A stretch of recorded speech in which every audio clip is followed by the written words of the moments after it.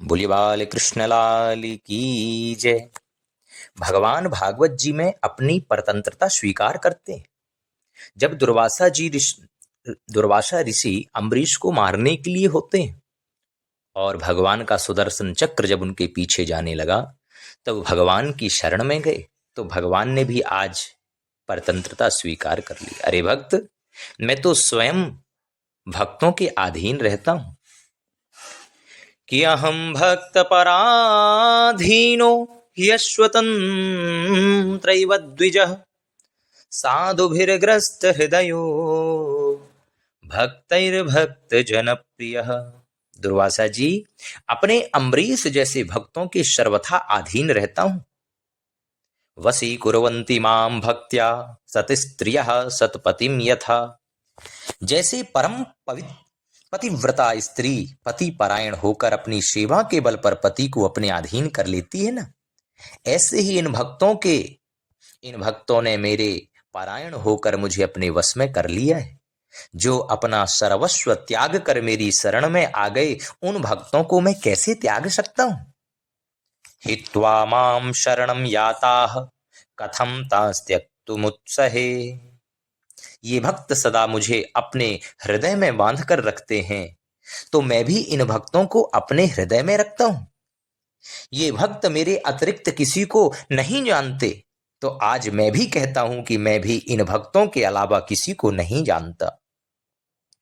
साधवो हृदय मह्यम साधुनाम हृदय त्वहम मदन्यते न जानन्ति नाहम तेभ्यो मनागपि। दुर्वासा जी बोले, तो आज क्या भगवत शरणागति व्यर्थ हो जाएगी?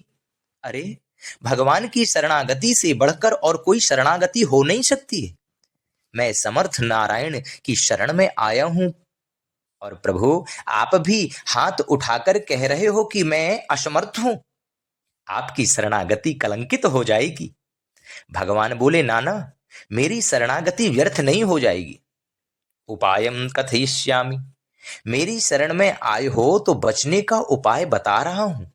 जिस वैष्णव भक्त का अपराध करके आए हो, उसी के पास चले जाओ तो बच जाओगे। तब बेचारे दुर्वासा जी को वापस मुड़ना पड़ा और तब 1 वर्ष बीत चुका था।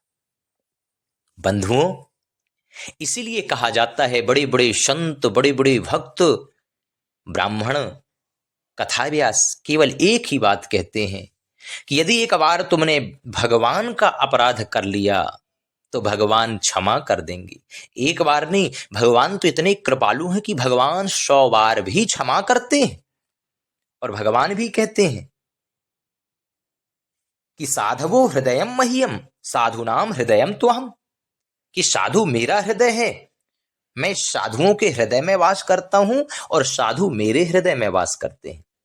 इसलिए भगवान कहते हैं कि तुम एक बार मेरा अपराध कर लोगे तो मैं तुम्हें क्षमा कर दूंगा, लेकिन भूल करके भी कभी, धोखे से भी कभी मेरे भक्तों का अपराध मत कर देना। जो भक्त का अपराध करता है वो मैं उसे क्षमा नहीं करता। मेरे अंदर सामर्थ्य नहीं है कि उसे मैं माफ कर दूं।